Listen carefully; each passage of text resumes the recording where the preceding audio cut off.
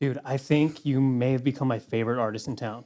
Oh no. Seriously, I swear. No.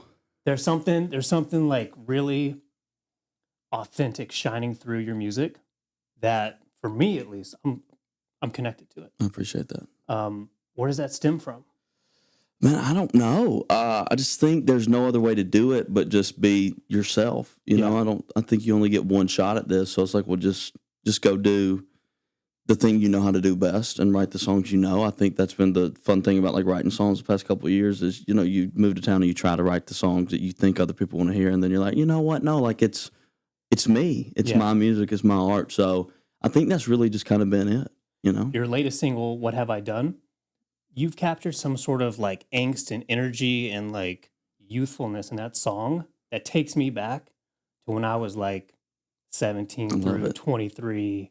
There's something about that song. Have you heard No Retreat, No Surrender by Bruce Springsteen? Oh, yeah. I think I've heard every Bruce Springsteen song ever. He's maybe my favorite. Your song kind of kicks in just like that song. And I'm like, it got me. Yeah. I'm a big Springsteen fan. So. Yeah, he's one of the best to ever do it. But yeah, I love Springsteen. And like I'd listened to a bunch of Bruce Springsteen we wrote that song back in January. So like, I'd listened to a bunch of Bruce Springsteen, John Mellencamp over the Christmas break, and then found some guys that are kind of like a newer version of that, like Sam Fender, like some really cool acts. And I was like, man, like this is what I've always kind of wanted to write. I'm so inspired by those guys, so let's just do it. And so my buddy Steven Fiore, who wrote the song with me, brought that in, and I was like, well, yeah, of course, let's just do this. And we just did, and it kind of quickly became my favorite song. Yeah, it's one of the few songs I've ever put out that I listened to once it came out. I mean, 'cause you know the process, you write it, you listen to the work tape and the demo and the, you know, a million different mixes. And by the time the song's out, you're like, man, I hate this song. Yeah. But this one, I was like, no, I love this. That's when you know it's a good one, right? Yeah, we named the tour after it, everything. But yeah, it's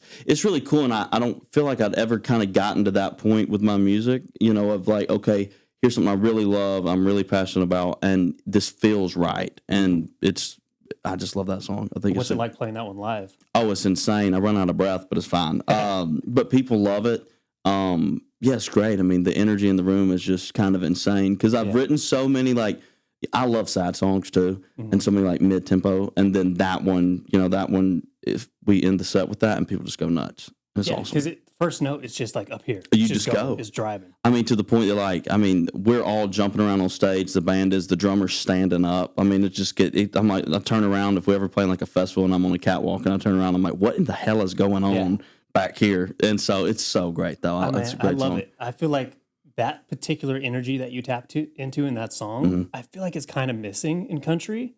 So it's good to see somebody like you coming and bringing it. Oh yeah, yeah. And like I said, I mean, I've had so many like ballads, mid-tempo, slower things, and I was like, man, I'm just to that stage in my life, you know, that I'm like, no, like this is fun. Yeah. Like, and I'm having so much fun just as a human being right now. So I think the music just needs to reflect that. Yeah, absolutely. Yeah. So you're from Georgia, right? Yes, Milledgeville, Georgia. So what was like 15-year-old Logan doing in Georgia?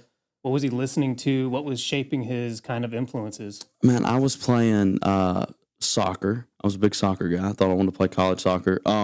Man, I listened to everything, and I say that all the time just because I'm 24. So, you know, I got an iPod when I was in like third grade. Oh, yeah. And so I listened to everything. I mean, I listened to everything from like gospel music to rap music. My mom only listened to like contemporary Christian music, but my dad listened to like, I mean, he's listening to Leonard Skinner, the Allman Brothers. And so there was so many different kinds of music floating around. And then like when I was in high school, and it's like Stapleton came out, Luke Combs came out, Khalid came out, Adele's probably my favorite artist of all time. So like there were so many different things I was listening to, which has kind of been fun now making music. Like I've been able to draw from all those different artists because they're all so different, but they're all so great at the same time. And so it's been fun to be able to dig into that. But yeah, I was playing in bands. I was playing in church bands. I was playing in garage bands. I had buddies that learned how to play drums and learned how to play guitar and bass. And so we would just jam out. And I always wanted to do music. But I didn't ever think I could actually do it and make money and do it for a living. And so it's cool now that I get to do this. And when did you move to Nashville? I moved to Nashville in, May of 2022. Okay. So I graduated from UGA with a political science degree and a minor in communications because I talk so much. And so I graduated on a Friday and I moved up here on a Monday. Whoa. And just kind of. You already had it planned out. I think so. Well, I don't think I had anything planned out, but I was just like, I have to get up there. And And so that was also the summer that I was on a TV show called Claim to Fame. That was on ABC. And so there's a lot going on. And I was like, man, I just have to move up here and just go. And I've just, I hit the ground running, which I think was, if there's any artists watching this, I think that would be my biggest piece of advice is just go. Don't even think about it. Just go. Don't think about it, because we're artists. We overthink everything. It's just like, just do it. And there's no better way, to learn how to do music professionally than just being in the middle of it. Yeah. My grandma used to say something like, plans were made to like fall apart. She would say something like that. I'm like, that's kind of negative. But as I get older, I'm kind of like, okay, I see what she's saying about it. Like, it's good to have a plan and have a vision of where you want to go. But the exact details of how you get to that endpoint, it's probably not the way you map it out. No, and it changes every day. Yeah. It's just like, that was my thing is like, I just want to do music for a living. And it's like, well, just move to Music City and just figure it out. Right. And every plan that I had 3 years ago is changed drastically. Yeah. But it doesn't matter because we're here and we're just doing it. So you moved here in 2022, right? And then in 2023, you signed a publishing deal with 50 Egg Music. 50 Egg Music, right? How did that come about? So I actually met them through an old publicist that I had that was working with me while we were doing the TV show. And I met Jonathan and Tally and Joey and everybody over at 50 Egg and just kind of started writing songs over there and hanging out. And I don't know how to make this story short because it's not. But I went to UGA, knew Megan Moroney, and she put out Tennessee Orange. It absolutely exploded. And she called me like 2 months later and she was like, hey, let's just go on tour. And so that was awesome. And it's like, okay, so now you're going to open for one of the biggest up and coming acts at the time and now one of the biggest acts in country music. And I was like, I don't have any songs. I don't have anything recorded. I'd recorded 2 songs that summer I moved up here. And that was it. That's all I'd put out. And I'm like, I don't know how to really write a song. I don't know what a producer is. I don't know where you get a band from. I'm like, do you just get it on Amazon? Like, what do you do? And so they really have been vital in, all the stuff I've done in my career because they've just kind of helped lead and guide me into these different situations that we've been in. Would you label that as artist development? I would say, yeah. I mean, and I just think the great thing about like 50 Egg Music and some of these, I would say publishing companies that are in Nashville on Music Road that have kind of taken that artist development, A&R, record label-esque approach is just like, hey, let's just be all in and let's just figure it out. I mean, because, God, they were helping me design merch, get, with merch guys and put out records and talk to different label people and all kinds of different stuff. And so they've kind of just done everything. It's a one-stop shop, and they've been great. But I've been over there since January of 2023, and we've just kind of done everything together. So once you sign that publishing deal and you start like writing, what did you learn immediately about songwriting that you may have not have already recognized? I think the biggest thing I've learned and the thing that like I've gotten really comfortable doing, and I think every young artist and writer will like gets to this point is like, I think sometimes it's just as important to know what you don't want to say. You may not know exactly what you want to say in a song, but like, hey man, I don't want to say that. That's not like, I don't really talk about hunting and fishing and that kind of stuff in my songs. And there's people that do, and they do it great, but I just don't. And for a long time, I was like, well, how do I tell them I don't want to talk about hunting? And then it's just like, well, just tell them, And so I've learned a lot about like how to be in a room and be super present and just be like, yeah, man, I don't know, because I'm not the best songwriter. I'm not going to sit here and act like I am, because I'm not.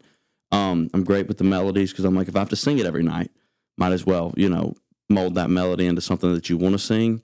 And then outside of that, it's just like, well, I don't know, man. Like, you're a professional songwriter, so you know how to say this better than me, and this is kind of what I want to say. And that's just kind of what I've gotten real good at in the room is just, yeah, man, like, I want something like this. Yeah. I think, like, 2019, which was the title track of my last record, it was the first song that I ever heard on the radio. I just kind of text the 2 guys I wrote it with, and I'm like, hey, I don't know how I want to say this, but I want it to kind of be like this. Yeah. And they're like, oh, heck yeah. You gave us direction. You gave us a couple days to work on it. We went in the room. We wrote that song in like an hour. Jake Rose had already put together like a great track and everything just because I'd kind of given them this runway of here's what I want it to kind of be like. And I think that's how lots of great songs come together is, you let the writers write. And as an artist, you have to know your strength. And I just know mine's not. I'm not a great lyricist. I'm not a top liner. Yeah. But I was just like, this is kind of what I want it to be. And that song ended up being great, and it's one of my biggest songs. So as I was driving in today and I was listening to kind of your catalog, I was cruising through it. One thing that struck me was that like I believe what you're singing. You know what I mean? Like some artists, I feel there's kind of a disconnect. Like, it's a good song, but I don't know if I believe that that's how the artist actually feels. Right. For you, listening to your music, I'm like, oh man, I believe him. Yeah. So do you think there's like an element of like vulnerability that's being injected in Oh, there? for sure. Yeah. And it's like, we kind of, on the front end of my career, that was kind of where we just went with it. Like that first EP I had, 23 Days in LA, I loved all those songs. And that was my story. I mean, of like, there was this girl, I was in love with her, spent time in LA, everything kind of fell apart. And it was like, well, that's just the story. Yeah. And so you just have to put it out there. And yeah, there is a sense of vulnerability of, this, but again, like you said, it's like, well, that's what happened. So there's no other way to say it than what actually happened. And we've kind of done that with all the songs. And so I think that's kind of what is, it's more enjoyable to sing those songs too every night, because you're like, you do close your eyes and you start singing the song and you're like, I can go exactly back in my mind to where this happened.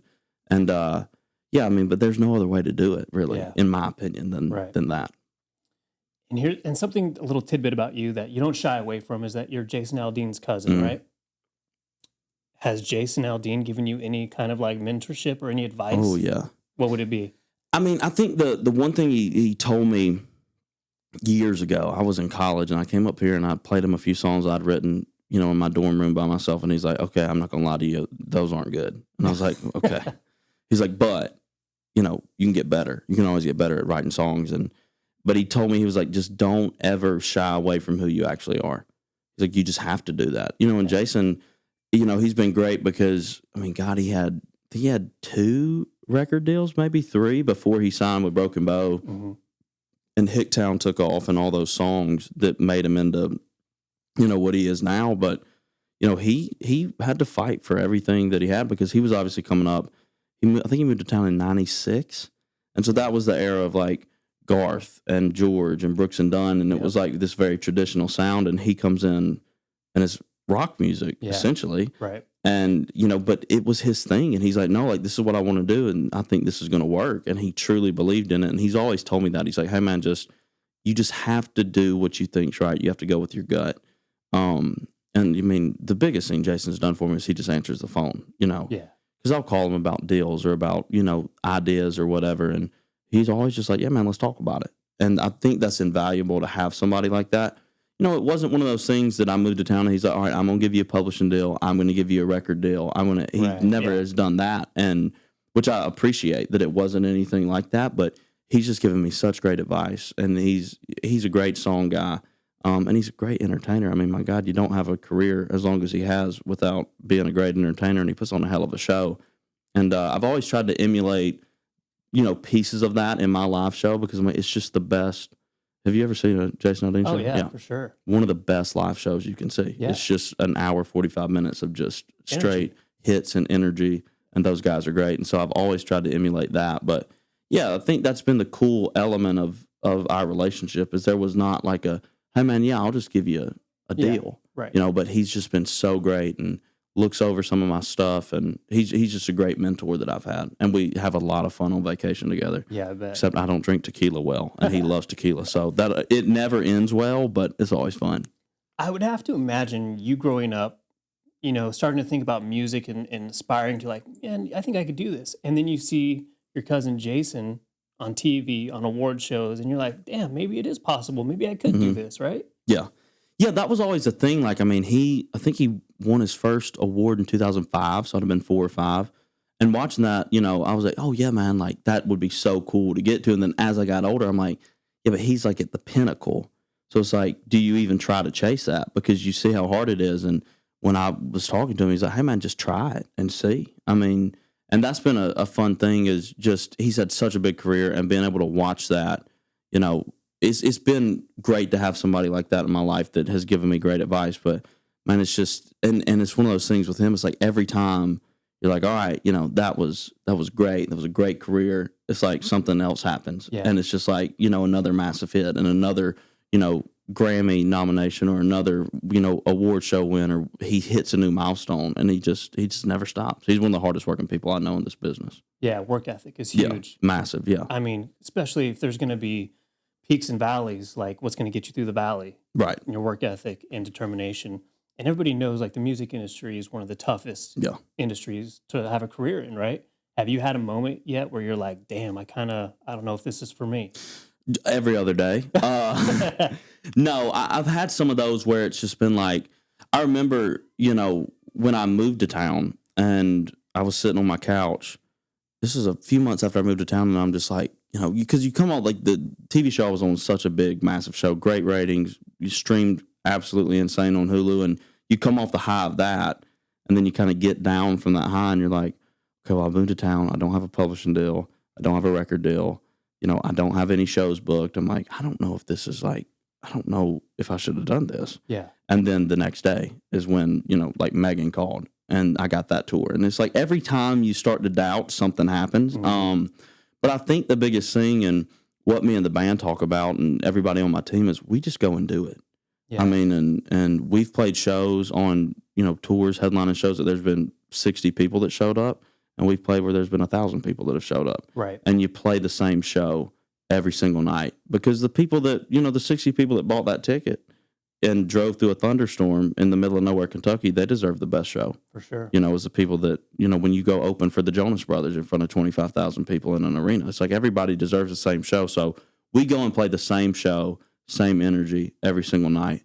And I think that that's kind of become, I've gotten so, I don't want to say not comfortable is not the word, but grateful. And I think especially now, and I know that we'll probably talk about this at some point, and I've listened to some of the podcasts and y'all have talked about like the social media side of things and virality and all this stuff. And that's great. But I think that I love where I'm at in my career that we can really sit in. This is the grind of it.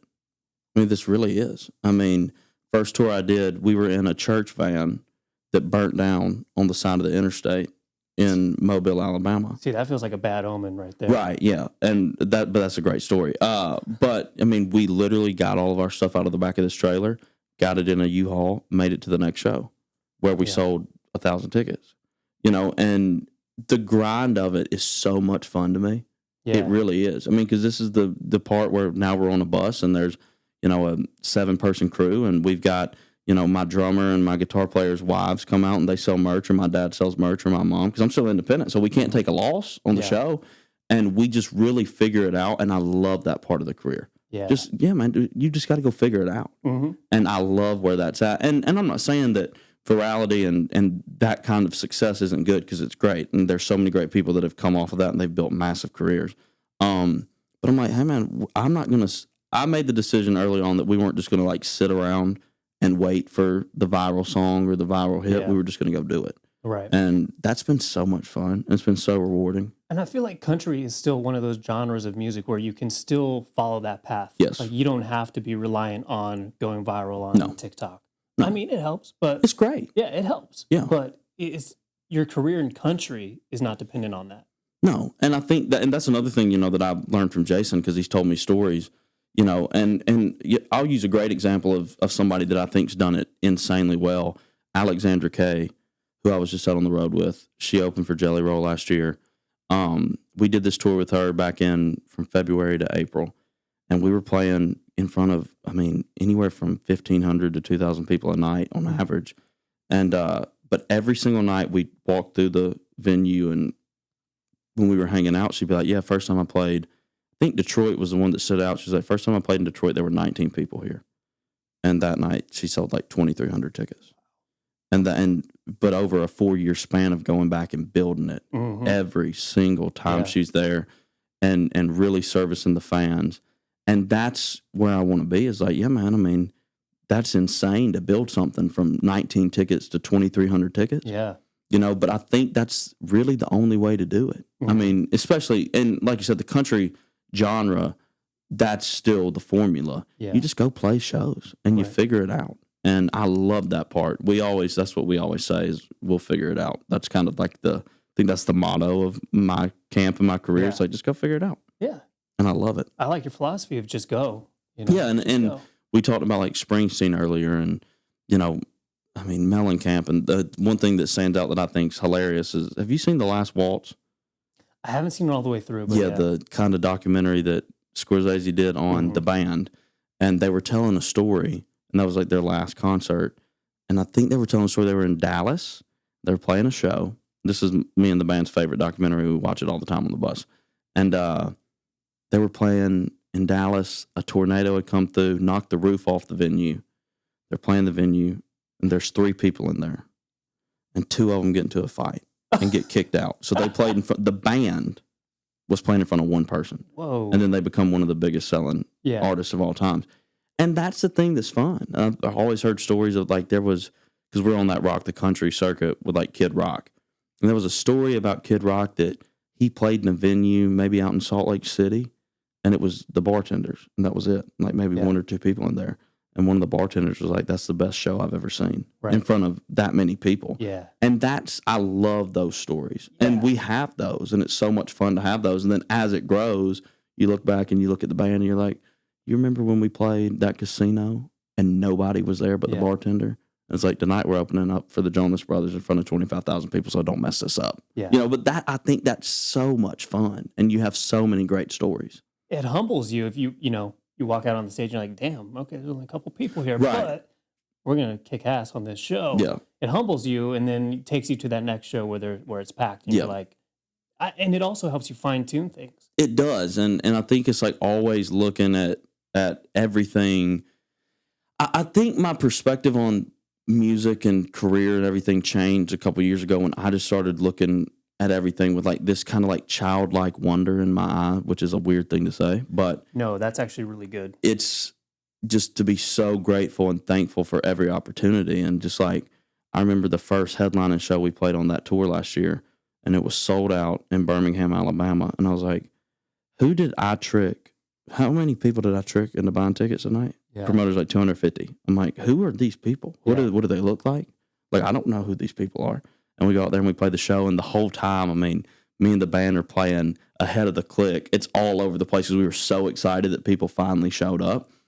But it's like, we try to play every single show like that. Mm-hmm. I mean, just like, because I am grateful that the fans showed up and that people are here. And so it's great. And I love this part of the career, though. I mean, we're on a 2003, it was actually an old Indiana State Prison bus that my guitar player bought from the state of Indiana at an auction, and it got flipped into a tour bus. There you go. And that's what we're traveling on. And it's just like, it's just so much fun that we have so much fun on the road. It's insane. Yeah. But that's just how we look at everything. For sure. So how important is like your team in this whole journey? Oh God, it's the most important thing that you can have. Yeah. I mean, and I felt like, I've built out a great team of people that are really bought in. A great manager named Dirk Lamentis, and he's awesome. He worked on Zach Brown's team for, I think, 12, 13 years. Everybody over at 50 Egg. Jonathan Singleton isn't just one of the best songwriters in town. Great producer, great mind in music. Ben Simonetti's my other producer. Great, core group of songwriters that, 6 or 7 that I really lean on for songs. And my band's great. They're all insane people. They're nut jobs, but I love them. They're great. And my guitar player is also my TM and my music director and my band leader, and he does everything. And then, you got to have a great attorney, which I have, business managers. I think building out agents, everybody over at WME has just kind of changed the trajectory of my career. Building out that team, that core team, is absolutely the most important thing you can do. Yeah. I mean, it truly takes a village of people. It does. To help get an artist to where they want to go. For sure. The artist has that vision. It's like, okay, the artist can't do it on their own. No. And I think the other great thing about that is like having people that they're like-minded in the success that they want to have, but also everybody's super creative and they have their own ideas, and we can have those conversations. Mm-hmm. If there's somebody that's like, I don't like that song. All right, cool. Yeah. I love it. Let's talk about it. And how do we make this better? And that's been a great thing, like with my band and like with the live show and touring, is like we're super collaborative. We probably rehearse way too much, but it's so much fun because it's like, well, hey man, you're a bass player. So if you have a cool idea about a bass part, tell us and let's talk about it and let's work through it. And I think the saying is what, a rising tide lifts all ships, something like that. And I really, truly believe that. Yeah. If everybody is able to have a say and talk about what they think would be the best thing creatively or otherwise. I think that's great. I think it makes everybody work better. Iron sharpens iron. I think that's a massive thing that I've learned is everybody kind of has a say, and it's awesome. Speaking of live shows, you're going to go out on tour with Cole Swindell. Mm-hmm. What is going to go on in that show?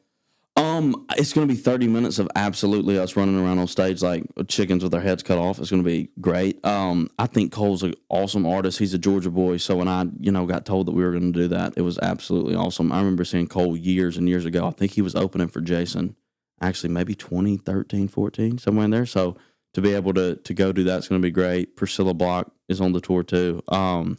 It's going to be awesome. We're playing in Athens, Georgia. In this arena, which, anytime I can go back to Athens is phenomenal. How far away is that from where you grew up? About an hour, 15 minutes. Okay. But yeah, I went to school there. My sister's in school there now in nursing school at UGA. So it's going to be awesome. And then the next day we're going to Macon, Georgia, which is actually where I was born. Oh, and grew up like 45 minutes from Macon. So that's kind of feels like a hometown show. Is it Macon, home of Almond Brothers? Almond Brothers, Aldean, Little Richard, Otis Redding. There's been some awesome bands that come out of Macon. Macon's so rich in music history. So it's going to be cool to do that tour. But, I've never really done a tour like that as arenas, amphitheaters, on the bus, massive production. So it's going to be cool to kind of get our feet wet in that. But again, I think getting baptized by fire is the best way to do it. So you've never done it, so go do it and figure it out. And it's going to be fun. And your front of house guy's going to be like, okay, we're in an arena tonight. And then tomorrow we're in the amphitheater. Right. Like, that's going to be like, okay. The front of house guys, they're always stressing, and I don't blame them. But we got a great one. So it's going to be so much fun, but I'm excited for it. But if we're starting to kind of ramp up now in the prep for that, so I can't wait. And like I said, I think Cole's great. He's got some great songs. So I'm excited to do that. Do you ever heard these stories of, I don't know if it still happens these days, but you'd hear stories of like the headliner fucking with the opening act sound? Oh, tour pranks. Oh, is that what's going on? I think so. Yeah. In like a funny way or like in a no, let's in like destroy a terrible this? way. I don't know if this ever happened to us in a terrible way, but we definitely have pulled that prank. When we were out with AK, we got in her band's ears on the last night of tour.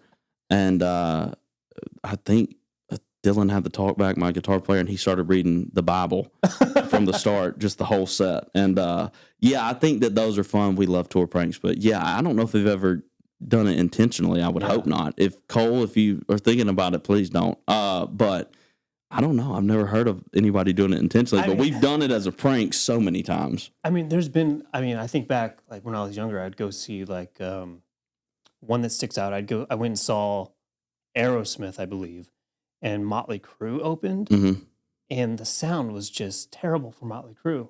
I'm like, how is this even possible? And I'm like, is there some sabotage going on? Right. Like, what's really happening? But I think I have heard stories of other, like documentaries and stuff talking about people messing with their sound. God, I hope not. But we're going to see. I'll get back to you on it, but I hope not. Because, God, if you can't hear, man, that's terrible. Yeah. Well, not only that, but it's like the audience.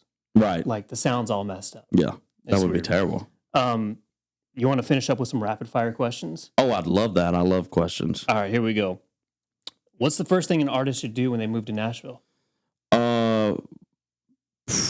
Get a business manager. Oh. Yeah. Okay. I think so. I didn't expect that answer. Yeah, I think so. You got to take care of your money. Because I was, when I got off the TV show, I got a good, nice little check. And then 9 months later, I was like, well, where's the money? And it's like, well, you spent it all, brother. So I think having a good business manager would be the first thing. And then also just like meet everybody you can. And that's kind of where like I met the band. I met some of the people that are on my team or that I'm close friends with. It's just like, there's so many people in this town that do so many things, and I think the more people you can meet, the better. Did you ever fall into that Broadway thing? Oh, no. No, I was a And Midtown. no shade to the folks performing down on Broadway, but that's really brutal. And I think it's good because you could really develop your chops live. Oh, yeah. But it seems kind of like a rat race kind of situation. Yeah, it is. I've talked to guys that play down there, and I'm like, God, you're playing like 6 days a week, 4 hours a day. That's crazy. But, hey, man, everybody's story is different. And I think that, everybody can find their way and their place in the business. But, yeah, I never really did. I just kind of went straight on tour with Megan, which, look, I'm the luckiest man alive that happened. But, I never did the Broadway circuit. Yeah. Mm-mm. How important is luck in the journey? Oh, I think it's the most important thing. I talk about that sometimes, and it's like I think if you meet luck with preparation, there's a lot Yeah. of good things that can happen. But yeah, I mean, I just was playing shows, moved to town, still playing shows, and then like just knew Megan and was friends with Megan, and remember having coffee with her at. I love how this rapid fire has turned into not rapid, but that's just me. It's ADHD. You asked me to come on this, so sorry. But we had coffee at the Virgin Hotel at the Funny Library back in August of 2022. And we were just sitting there, and she was like, well, what are you doing? I was like, well, I'm on this TV show that came out like 2 weeks ago. What are you doing? She's like, we got this song called Tennessee Orange. I don't know what it'll do, but we're going to put it out. And then it just absolutely took off. And then she called, and I think that's where luck comes in. And then you meet that with, okay, we're going to go write some great songs and really prep for this tour. And it ended up being super successful. And I ended up doing 3 tours with her. Okay, to play devil's advocate, though, is that luck or is that you nurturing relationships?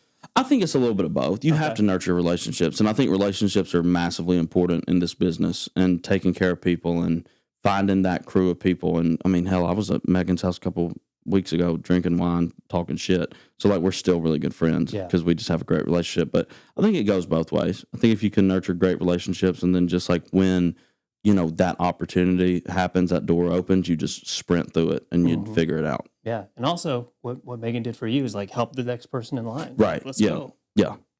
All right. One more rapid fire, long fire question. And this kind of goes back to you teaming up with 50 Egg Music in that experience. And what's the most important aspect of songwriting, in your opinion? I think being as vulnerable as you can in the room and just writing what you know. Yeah. I really think that's the most important thing, and just being able to sit down and sometimes it takes a while. It took a while for me to like get comfortable in rooms with certain people, and then you find again. I mean, you nurture the relationship with the people that you really love writing songs with, and then you get real comfortable with them, and then you just write the best songs. You can really let your guard down. Yeah, and just like this is how I'm feeling, or hey, I want to write this song about this one thing that happened, or because I've written songs about all kinds of stuff, about relationships with family members or things that you've experienced or hard times in your life, and it's like if you can just be vulnerable, you're going to get a great product. Yeah. Yeah. Anything else coming out soon musically for you? We got a record coming out towards the back end of this year. So working on that. Record number 2. I love projects. I know that like some people are very like single driven, and I mean you have to be nowadays, but I love a project. I love a record. Yeah. Nothing I love more than sitting down at my house at the end of the day and like putting on a record and just listening to the whole thing, because I just think that's so cool. Are you a vinyl guy? Oh yeah. Cool.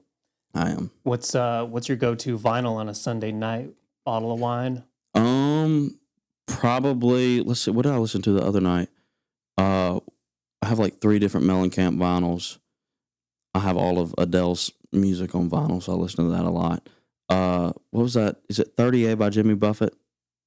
Is that the name of the record? I can't remember. I don't know much Jimmy Buffett. My aunt bought me that. That's great. No, it's a good summertime thing, obviously. Yeah. But yeah, I have a lot of vinyl that I listen to. I need to go get more.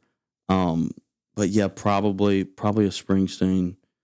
I mean, Born in the USA, like I know that's probably the most like cop out answer, but I listen to that vinyl at least once a month. There's some depressing songs on Born in the USA. Yeah, but there's some great songs. Even the title track, Born in the USA, is actually not a positive song. No, it's not. Yeah. And it's like, but that's the thing too, is like once you start really listening to these songs, you're like, damn, okay.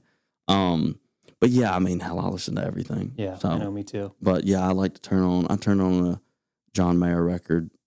It may have been Continuum a couple weeks ago, and I was like, damn, this is good. That's a good one. That's a good one. I was like, this is a good one. I almost stuck a John Mayer record up here today for the podcast. I like the Bruce Springsteen I put record. The Bruce one up because I just felt like there was like a little Bruce in you. Yeah. Or something coming out. I'd love to be like Bruce, but I'll never be that cool. Yeah. So the leather doesn't look great on me, so he's got me beat on that. But yeah, no, I love listening to records. Well, dude, that was the longest rapid fire question segment I've done. I know. But it worked really well. I know. And, it's ADHD. No, it's cool. I got it too. I think undiagnosed, but something's going on. Yeah. Yeah. Well, thanks for coming in, man. Dude, thank you for having me, man. It's been great.